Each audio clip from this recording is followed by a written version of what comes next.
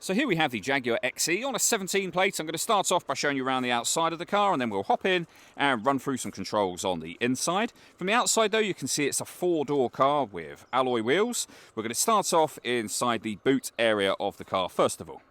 As we approach the back of the car, you can see we have reversing sensors and plenty of boot space as well.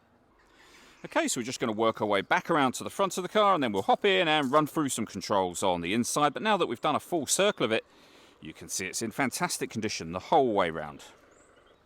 Just briefly before we climb in, I think it's well worth seeing the interior from this exterior point of view. There's plenty to run through on the dashboard, so let's hop in and we'll do that right now. Okay, now that we're inside the car, we're going to start with the dials. We have the speedometer on the left-hand side, the rev counter on the right-hand side. In the centre, we have the fuel gauge and coolant temperature gauge, as well as the total miles of this car. They are 60,866. It'll also show you what gear this car is in over there. It's an automatic. So we're in park at the moment, of course. We back out to the steering wheel next. We've got stereo controls and phone controls available. Over here, we have cruise control on the right-hand side, the minus paddle and the plus paddle so that you can change up and down the gear manually with this automatic gearbox, should you wish to do that. And then over in the center, we have the main touchscreen for the car. So various things you can access from up here, one of which is your satellite navigation. Really nice, clear color display. Very easy system to use. We can go back to the home screen from here. You can, of course, pair up your phone, which we're not going to do at this moment in time. We have climate controls available up here. We do have physical controls beneath this screen, which we'll come to in just a moment. And then, of course, you're able to listen to your music in the car as well.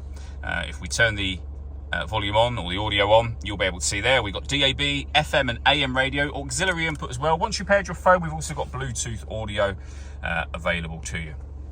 Below that are the physical controls for the dual zone climate control that I mentioned. So you can adjust the passenger temperature, the driver temperature.